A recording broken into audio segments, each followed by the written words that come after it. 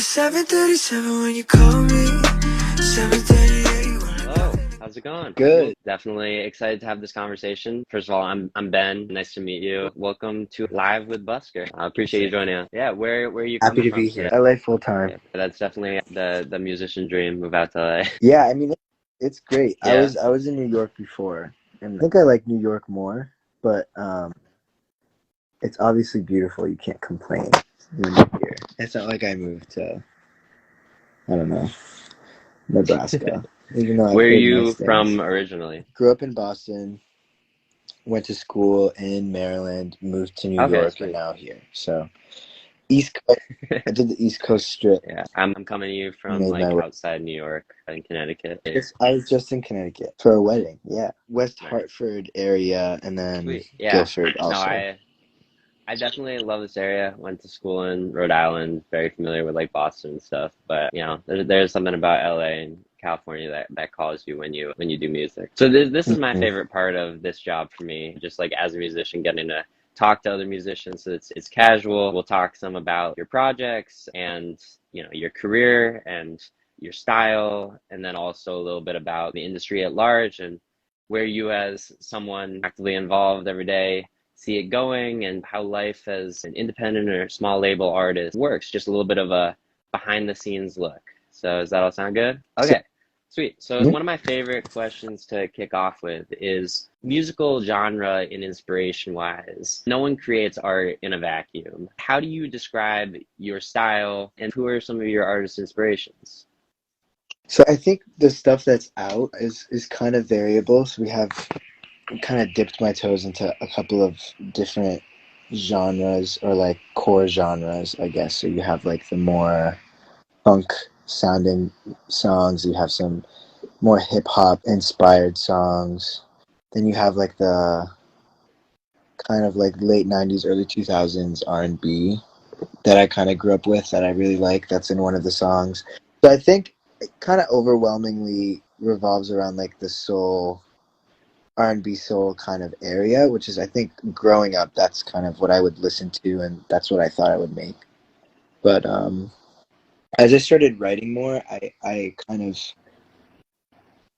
started listening back into the like classic rock and the kind of pop music at the time of like the 70s and 80s, which was very different, kind of like we consider it to be classic now, classic rock sounding now. So I guess in terms of where the direction that I'm headed is a little bit more arrangement focused, going back to like getting really into the music and to the melody and into the like chords, if you may, which I think obviously funny, but I mean for a while I would kind of just jam with a few kind of known chord progressions that I feel good with, and then kind of build different colors and songs off of those. But now I'm like getting really into the arrangement of like kind of just really trying to make a cool puzzle and then melodic, using the melody to kind of tie the chord progressions together. So that's a lot of like listening to a lot of Elton John, a lot of Beach Boys, a lot of Stevie Wonder now because of the I just feel like arrangement wise, those are kind of, and those aren't really obscure references either. I'm never somebody that's gonna give you like a crazy, weird reference and be like, this guy's the best. Like, I think those people are incredible, obviously. So I think the direction I'm headed in now is very classic sounding, but I'm trying to make music that like your parents would like too. So something kind of more timeless. But you never know what comes out. I might go into a session and like make a fat 808 and kind of just have a funny tagline over it, which is what came out in my third single. So I don't really have an agenda whenever I'm making stuff, but I would say right now heavily influenced by kind of really good arrangement from like the 70s and 80s, and then just kind of trying to take my voice Yeah. and marry it to that. Sorry if I'm rambling, but in terms of vocalists, I really like kind of throughout high school, early college, I was really into Alan Stone. I Yeah. really liked Miguel too. I think Miguel kind of did the alternative R&B picture for me. That's kind of like what I'm doing live now. So it was really interesting because a lot of these songs were kind of conceptualized before I had an ability to or a platform Yeah. to kind of perform them live. And I just was recently on tour opening for my friend, and it was incredible. It was a very big tour for me in terms of like where I'm at in my career, but I kind of really realized quickly like what songs I enjoyed singing live and what songs were not as fun for me, or what didn't make sense, kind of what didn't translate as easily. And so now I'm really going in towards like that big kind of more like rock star vibe, but like more legato, more vibrant and kind of funny, kind of in a way. Instead of, it's not very like sex appeal rock star, it's more Yeah. like funny dude No, I got rock you. star vibe. So big drawn out singing, drawn out melodies that I can really kind of do a lot, many notes with one word, and also just like allows me the freedom to kind of deviate from the melody. I think that's really important to be able to give like a, a new approach to a song when you perform it live. So I think what I'm making now is really catering towards the like what I would want to sing live. And so I don't really have a lot of songs that are like finished, but I've really noticed a shift in like what I'm prioritizing now, which is like if I perform this like in a month, am I going to be bored and want to go to the next song, or am I going to like lose Yeah. myself in it kind of?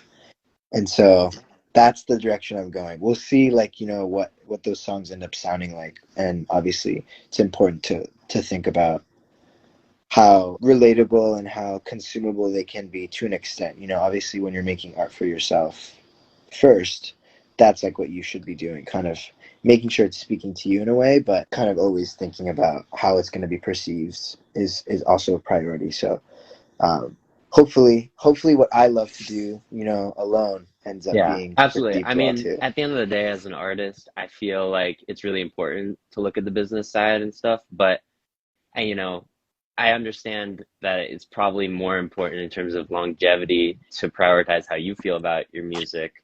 Because, well, also an audience's Totally. BS meter today, I think, is as high as ever. There's just so much music out there. So if you don't love what you're putting on, you don't feel comfortable performing it, then they're not going to have as much fun bopping to it or, listening to it, especially not live. So I think that that's a good mindset. But yeah, I wanted to talk a little bit about the songs that you have put out, just because, Hmm. I've only been turned on to your music for the last couple weeks, but I've become a really big fan already. Just this style of music is Thank you, the bro. exact kind of stuff that I like to listen to, I like to make. So I wanted to talk a little bit about what your role is in it. You co-write, you also work with a producer. Do you have a hand in production? How does that process work? Because I'm super impressed with really every element, but the writing and production is it's all just so good. Cool. Well, first of all, thank you. So I think my main kind of entry into music was with one of my best friends from college, and so he's been producing with me for years now. We kind of would start kind of on the weekends going to his house in Baltimore, and just like working in his basement, and like just randomly just throwing shit against the wall, kind of figuring out, he was figuring out how to be a producer, and I was just kind of like, he was just like, you're really good at singing, like let's just go make a song.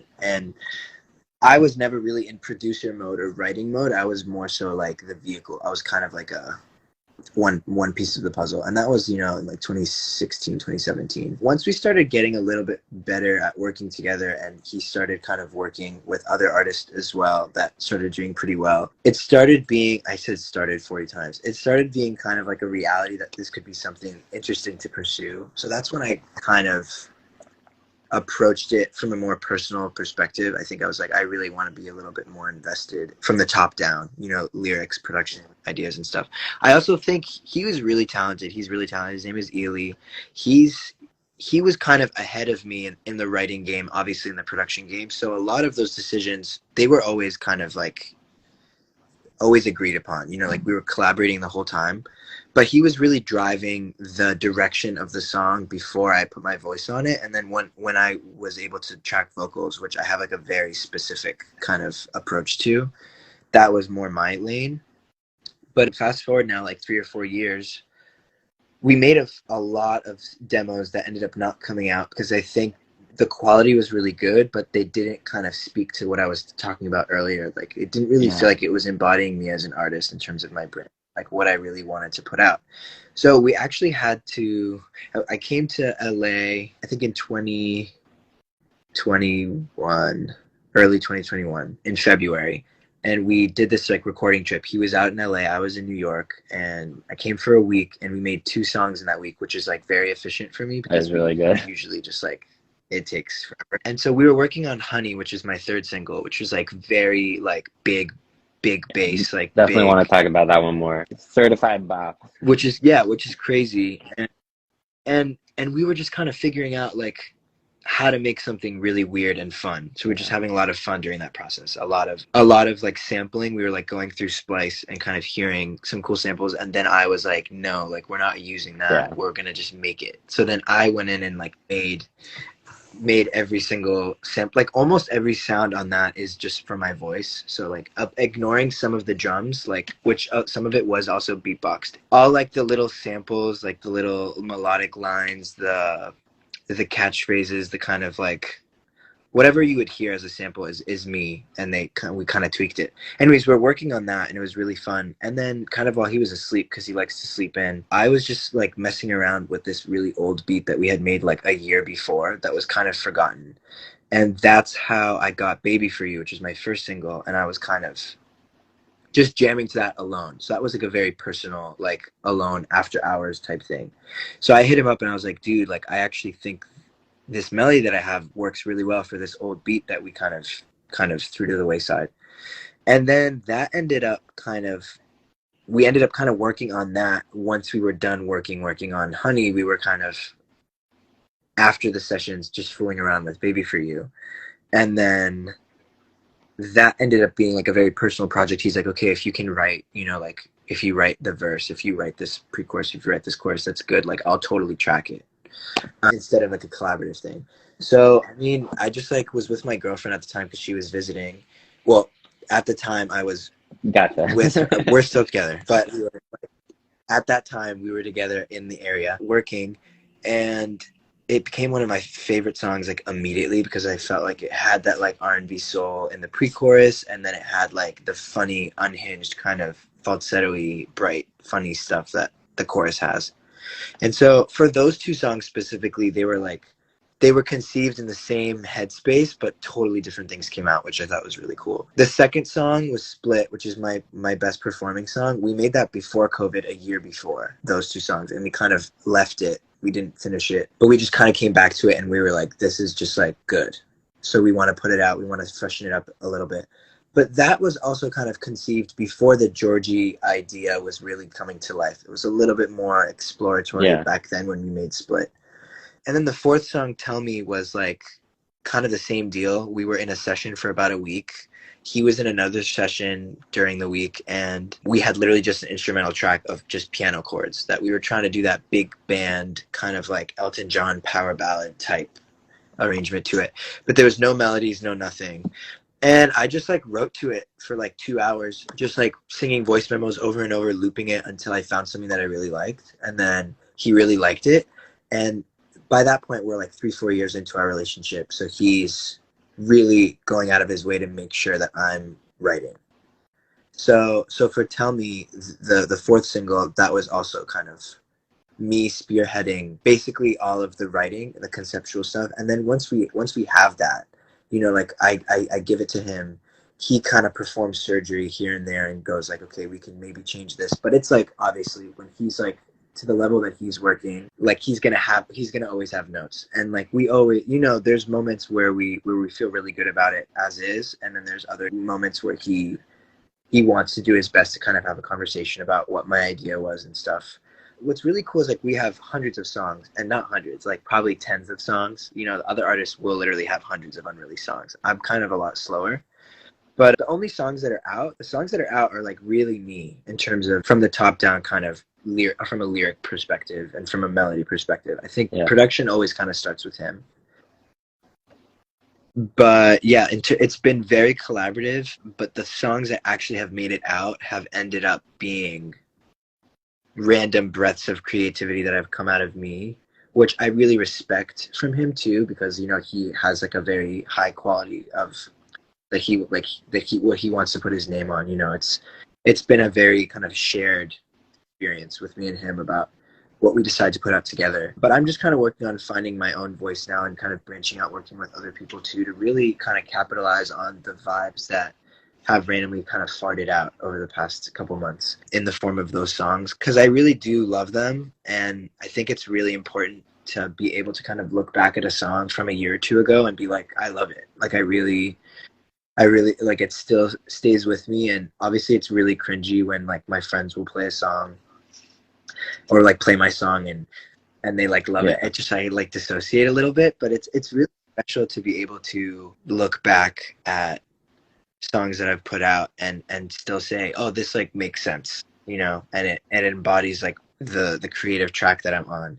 And I think what's really cool is even the moments where I feel like I really took the reins from a writing perspective, my writing was super influenced by his writing. So working with you all those years was like, it was like basically, you know, like how I was getting better, how I was approaching lyrics, what I thought was good enough when I would delete it from my notes app if it wasn't good enough, and what I decided to keep. A lot of those like value judgments were based off of kind of learning how he writes. So in a way, like it was a very collaborative process even now, to when he's like, yeah, write whatever you want, and let's like, if it's fire, let's track it. I mean, like a lot of what I do, I've learned from him too. So I owe a lot obviously to him, but now it's kind of the next chapter for me to try to take what I learned and kind of jump into the deep end and really try to create something that feels like Georgie, but maybe that's not produced by Ely, because right now I think they're very linked. So we have that partnership, but I'm excited to kind of figure out what I can take with what I learned from that and really try to go on my own. So I have a bunch of demos that I've been writing to over the past few months that like are very personal, but they're like literally not produced. They're just like voice memos, or I'm trying to produce as well. I'm learning, and he's been super supportive of that. I'll send him like a bunch of like 16 bar loop kind of files and little ideas unmixed, you know, like just very bare bones, just kind of trying to be weird and creative on it. And he's super, super, super supportive of that. And he's always like, you're way better than I was when I started. But I'm like, yeah, you were like a teenager and I'm 25. So, and also it's just not better. Hey, definitely not too late to start. So and it's being cool, able like to self-produce is, I think, as good a writing tool as anything. You can actualize stuff a lot quicker. 100%. And that's, I think, one of the reasons that for a while working with him, my writing was very contingent on kind of finding a seed of production that he made and writing off that. It was very hard for me to conceptualize full songs like with just my guitar or my piano. And so kind of adding the production element to my writing has opened up my like now I'm like writing to drums, you know, I'm writing to other stuff. So that's been really helpful, and he's been really supportive. Like whenever I have a question, I've honestly been really lazy about it for the last few months, but early on when I was starting, I would always FaceTime him, and he would like he just like stops what he's doing, and he's like, okay, so you go to the settings and then you click bus and then you make a bus and then you take, and I'm like, what? But he like loves kind of telling me about that. So I think long term I have a lot more to learn from him, and I think definitely in the production sense. But yeah, to answer your question long-windedly, there have been varying levels of kind of contribution. You know, I think the overwhelming statement would be to just that it's never just me or just him, but he's with the songs that are out, he's definitely allowed me to kind of make sure that I've contributed enough or a lot to be comfortable with saying like, this is me, because I had music out with him in college that we took down under a different artist project, and that was also really collaborative. The songs were personal, but like I was just like miles behind in terms of what I could like feel confident about contributing. And I think with this new Georgie project, he was just like very adamant on being like, okay, we're gonna make it new, we're gonna make it better, but we're gonna make it like you. And so I think allowing me the freedom to kind of go crazy with my falsettos and be weird, and him responding really well to that has been like super energizing. I think my favorite thing about your music is that it has that soul 70s arrangement influence like you were talking about, but it also really does have that modern production, and your voice definitely fits within this modern era. So that's my personal favorite combination and type of music right now is, I could see this charting top 40, but you can tell like there was a lot of thought and expertise put into the construction of it. So that was my favorite Yeah. part of listening. Oh, I really appreciate that. I think it's been very rewarding at times, kind of when we get to a point that we're like, oh, this really ticks all the boxes. But it's also been a super big headache at times because like sometimes what sounds really good, might not be fulfilling enough.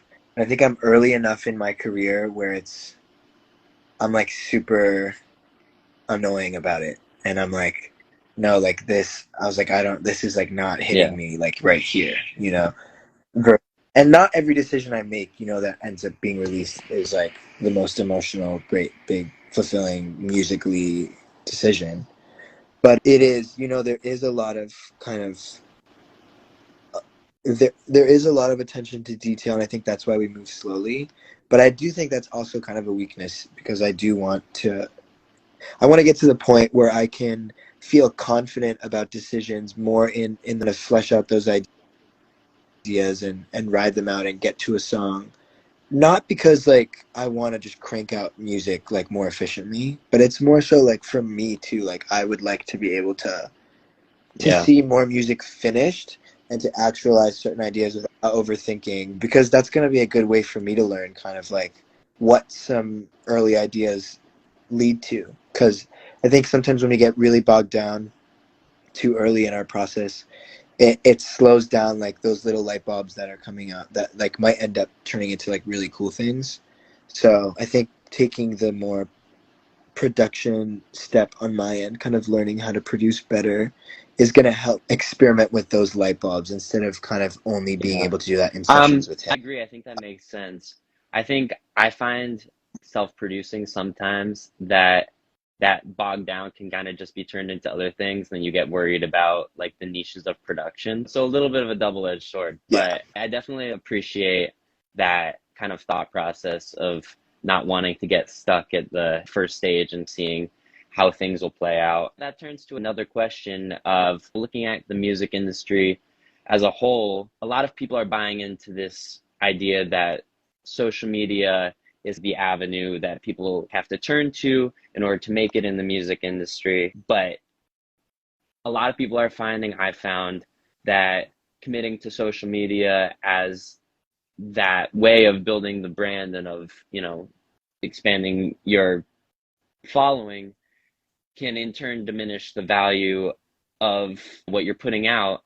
And if you aren't putting the same amount of thought and the same amount of care into each project, then you probably won't be satisfied in the end. So, talking to you as someone who really Yeah. has kind of taken the other approach, you've really prioritized nailing the music, and I think you really have done that. What do you see as the importance of social media versus really committing to art as a musician right now? That's a good question. I think I haven't figured out social media yet, but I think approaching it as something that you need to figure out is kind of inherently what puts a lot of creative people at odds with their project. I think it's very capitalism oriented, I think, just to be like, this is a resource that you need to figure out and use efficiently so that you can take your like creativity, which is now also commodified, and like market it the best way so it's like it's very intertwined kind of with how a lot of industries go, which is interesting because the arts are technically supposed to be like an escape from that model, and where like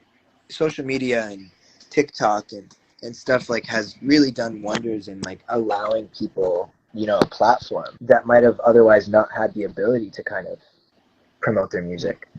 That's like really important. And but it's also, I mean, like I'm a little bit cynical about it. I'm a little bit more like kind of like, also I'm not trying to get Hey, this is a political, free but space.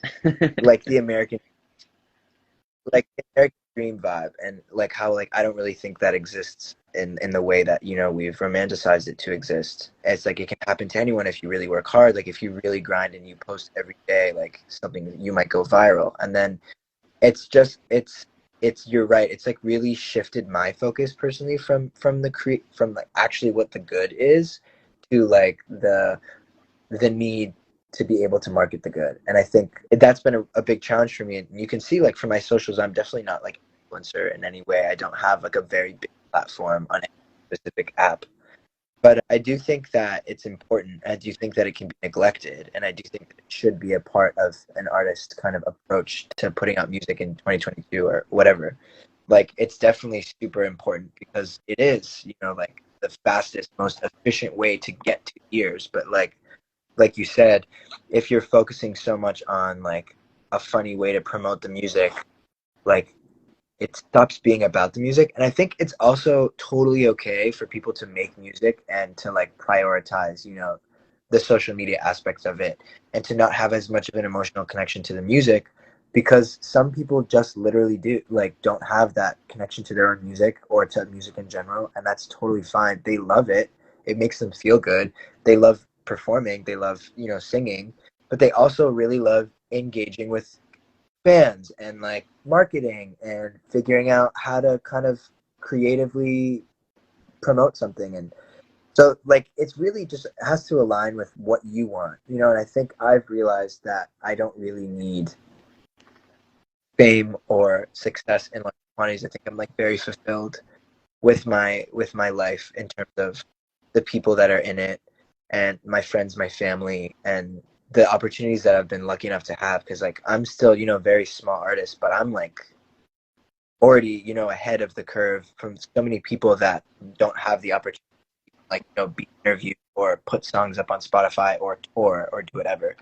So I always have to stay grounded in that, but it really helps me kind of the relationship is really a really personal one between the music and the social media. It's for me, it's like I need to have the music first, and then I'm gonna take my time with the social media, which is gonna inherently become like slower moving, but I think more sustainable. And I think that like it's very fast fashion right now, which I can't talk down to because like we're literally talking about a time where someone can release a song. Let's say even if it like we agree upon if it's like good or not, like it doesn't really matter. That can fucking trend, and then you get 50 million streams in a month. And you know that's like, first of all, a lot of money to be able to like and reinvest into like your life or your career. And that's like insane because like you have other artists that have like started, you know, 10 years ago that have like really loyal fan bases and like are more sustainable and more established, but they're not getting anywhere near those. And it's like, how do you quantify like what's more desirable? And I think the industry right now, from a lot of people that I'm speaking to, they're preaching the slower sustainable route, but like their actions and their strategy are a lot more aligned with the quicker route. And so they're like, we want real fans and like real engagement, so be really authentic and be really authentic on TikTok, be really authentic, and that's what's gonna happen, that's what's gonna push the needle. But it's still kind of perpetuating this like rush, you know. It's like, because if that was the case, then like you wouldn't only be using TikTok, which is like literally chemically feeding into like the instant gratification of like what's next. So I think I think it's really destructive to, if you really love the music and you're really struggling to feel inspired in like such a tricky industry, to like dive headfirst into TikTok, because you know there's a chance that you work really hard and it doesn't work, and then you kind of lose sight of the art. So I think for me, I'm kind of taking a step back and getting really into the music again. But I'm literally in you know, I'm communicating with people all the time that are experts, you know, are self-proclaimed experts or whatever about TikTok marketing and about branding, because that's important. And if you neglect that, like you're kind of toast today. And I think I definitely have a lot to learn in that department.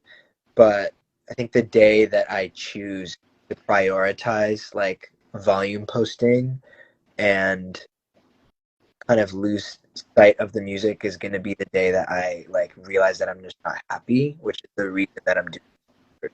I think that kind of happened when I moved to LA a little bit, was I kind of lost track of, I didn't throw myself into the music like I wanted to. I actually like have been in sessions less than normal. And so I want to kind of focus on doing the stuff that comes naturally to me, but then also find a way to rightfully so, like you really utilize a platform that's very important. And instead of kind of really searching with like that kind of mindset of like breaking the code or cracking the code or like finding the sweet spot or finding the need, and that's what's going to work and it's going to just replicate it. Instead of focusing so much on that, I think I just want to like hold myself accountable and say, okay, like what feels really good for you, keep you excited about working, because I'm privileged enough to like, I have a little bit of a cushion, I have a part-time job.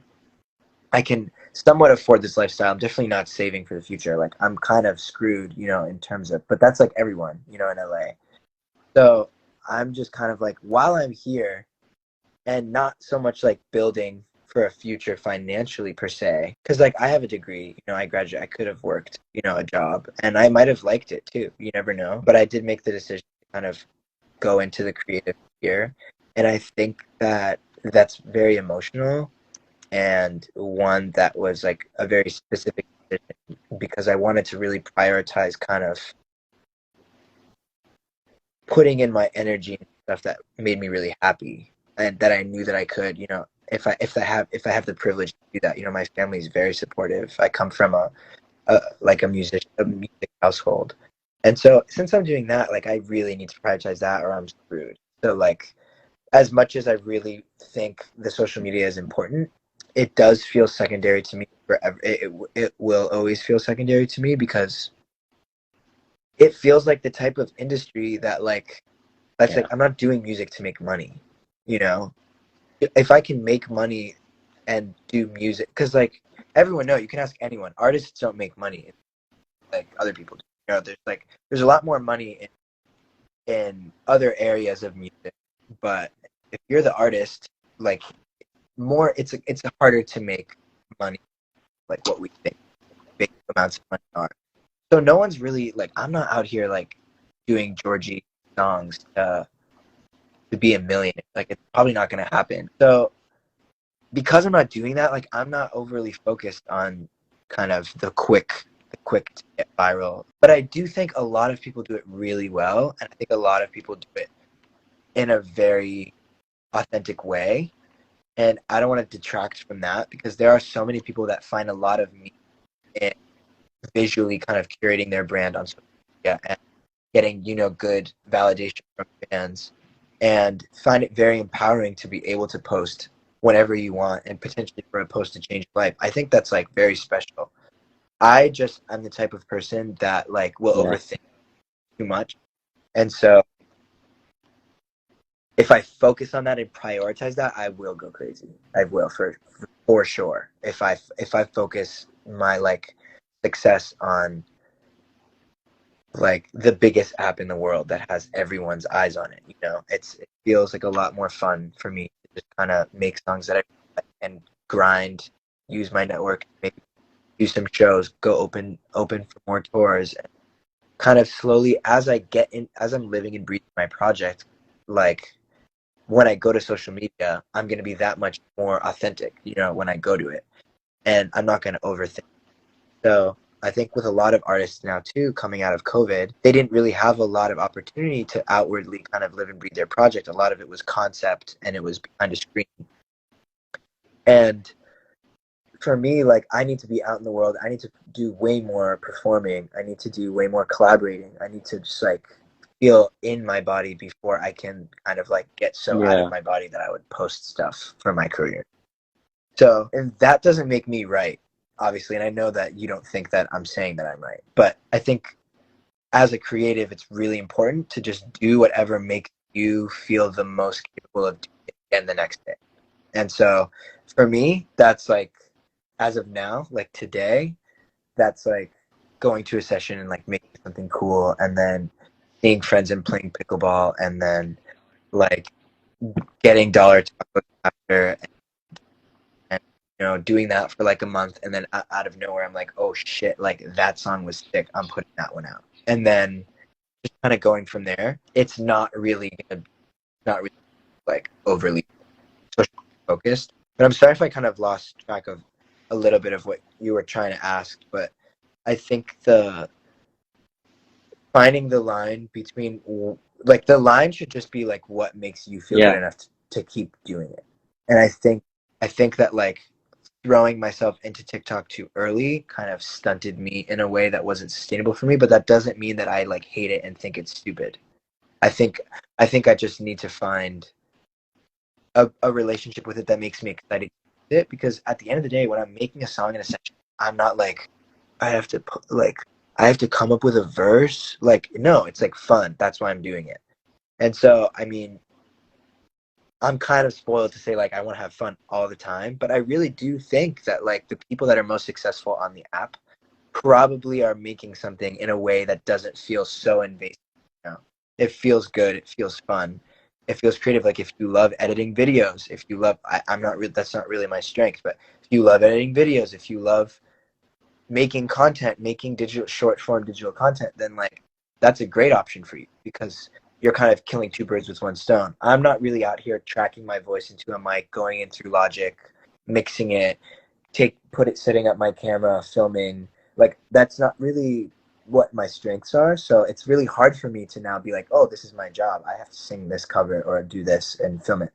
Um, what my strengths are like hanging out, you know, and making some music. So I think, and also just like connecting with people. So I think in terms of being able to connect with people on an app, TikTok's a great resource.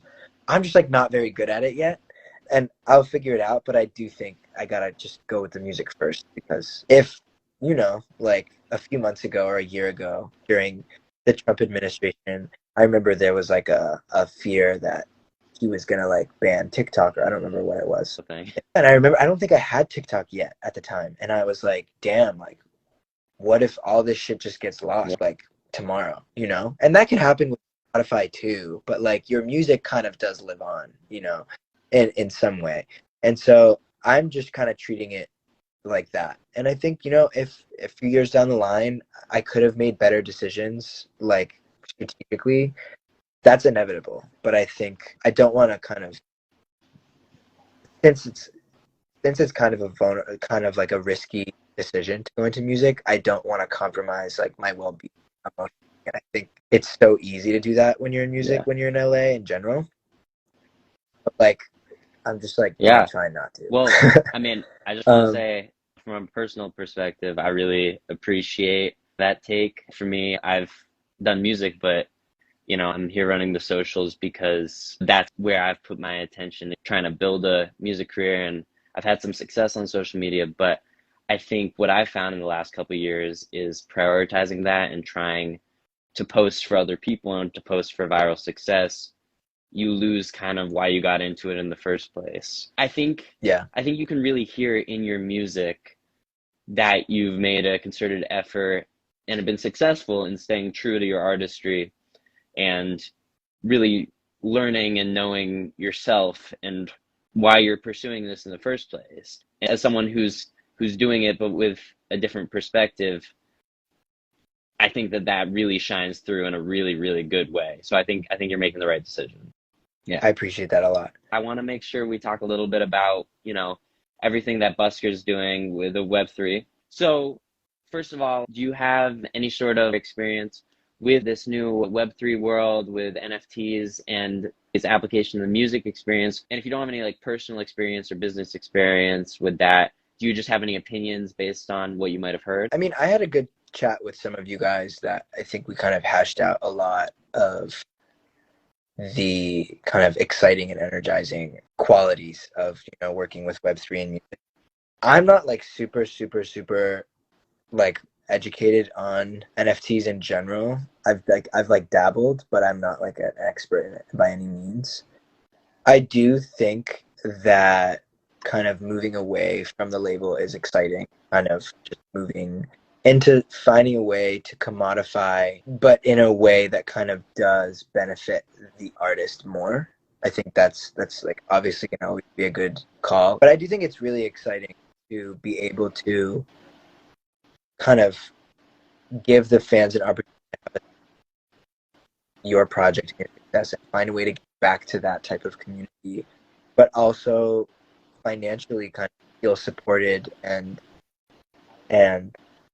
empowered. I think eliminating the barriers so that you can kind of get really project is always a good. So I think a lot of what you guys have explained is like really exciting.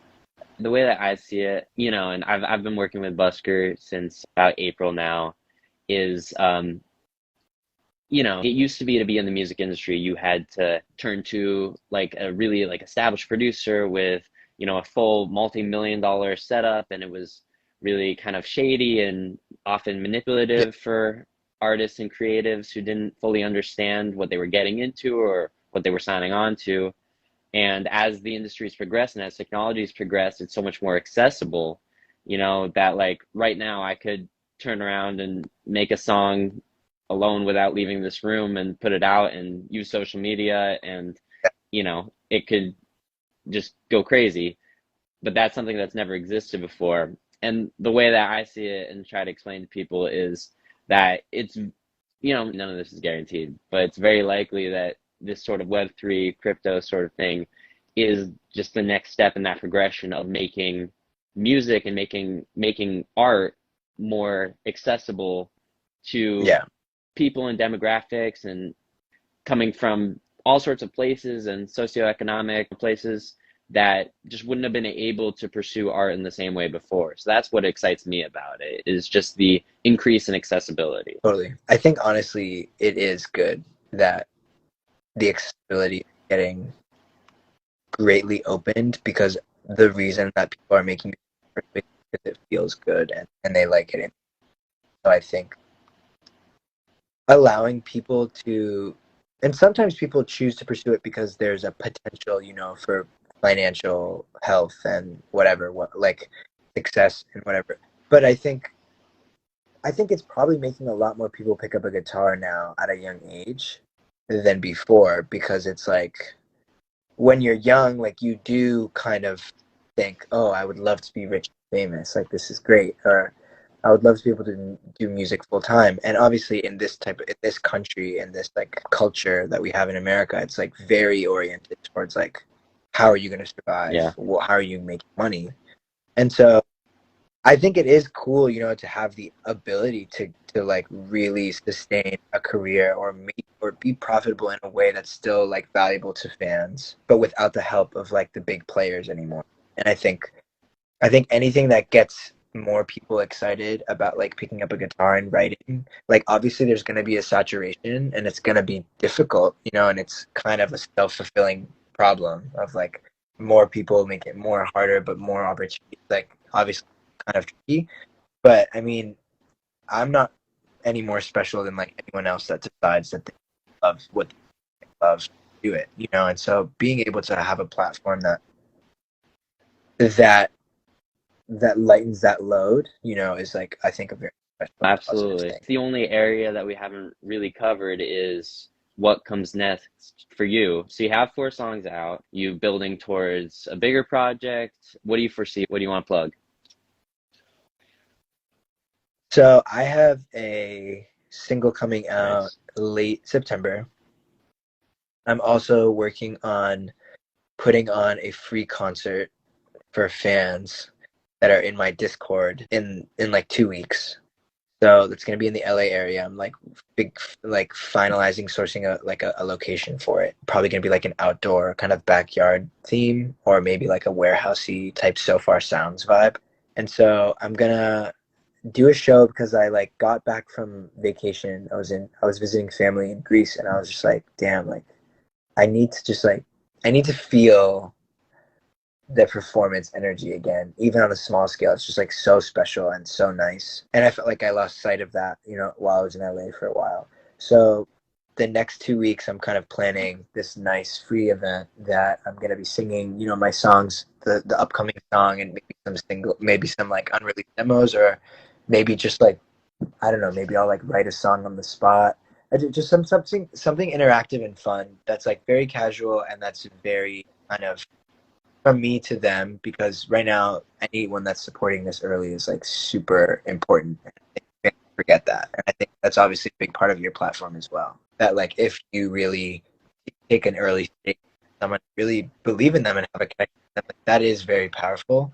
And so I'm kind of trying to capitalize in the live setting. Obviously, I'm going to need to figure out how to film some of it, so it can live on, on TikTok maybe after. But that's the plan. Song's coming out probably a week after the show, and then that's gonna be like my first 5 months like, with part of this deal that I was in. And then I think I'm just like looking outwards towards probably an EP, but it's just gonna be a lot of going back and conceptualizing what a project that's not just single oriented, like what would a cohesive project sound like? I'm definitely not anywhere near ready to release an album, but maybe like two EP, would be the next step. And I think also kind of looking for shows anywhere I can across the country would be really cool. So I'm gonna really be looking at New York, trying to get back there. LA, obviously, San Diego, San Francisco. I visited those on tour. Amazing, like amazing. They were like very loud. I obviously love LA too. San Francisco and San Diego were really special. So I want to just get back to where I performed and try to kind of engage with those communities a little bit because those were the first people that really got to perform, and I like care about them a lot. And so being able to perform for them will be really special. And then yeah, hopefully getting on some tours. I'm lucky enough to know a lot of people that are also in music that are kind of everyone's kind of very varied levels of success, whatever that looks like. And what's cool about LA is like you can just be homies with someone that's like by some metrics doing much better than you, but Yeah. a lot of people don't really care, which is cool. There is this notion of like people do think that they're like too good or whatever, but I mean I've found that like I don't feel like I've ever been judged for the place that I'm at in my career, and I've felt very empowered by certain people that I've met that have like either invited me into sessions or like just supported me while I was performing, or supported me with a DM that were just like, hey, I really like what you're doing. And that does exist. Like there are really good people and like a lot of really good people in music, and I think that's really important. So I'm gonna hopefully try to leverage some of those connections and reach out to people that I feel supported by or inspired by, and just be like, yo, like I'd love to perform with you, or I'd love to do this. And I think the next year will be a year of like a lot of performing because I feel like that's what I'm best at. So hopefully I can get on a couple tours in the spring or do some shows here and there, and then maybe even do a festival. But I don't know if I'm ready for a festival yet. But yeah, so basically single out in a couple weeks. Then it's grinding, finding shows time while I'm working on this like next body of work, and then hopefully in the late spring, early summer, I'll like be able to start rolling out another like very planned body of work that's I think going to be really, really, really good. Like I'm very confident about it, but it's probably a little bit less poppy, but it's going to be very me, and I think you'll know it when you hear it, and I think you'll know it when you see it, if you see me perform. And that's exciting because even if I like fail or whatever fail means, I'll be like, yo, I love what I just made. That's great. And I'll just like go, it's fine. I could go back to school. I could do whatever. Yeah. Like I have my whole life ahead of me. So I don't want to. Yeah, so that's the plan. We'll see if it's the same in like a week. Well, if changes, there's anything that we can do at Busker here to support you, definitely will. And then just from a personal note, like I really appreciate your opinions and perspective. Like I was saying before, I think you have the right headspace to really pursue music in this real way like you are. And yeah, I'd love to stay connected and kind of see what you're up to. We'll connect, we'll reconnect, Sounds we'll good. tap back in. Well, after. Appreciate you from me and all of us at Busker for taking this hour to talk to us. Looking forward to seeing how things unfold for you and working together, and yeah, it'll be great. Okay, thanks for everyone for tuning in too. And yeah, see you later.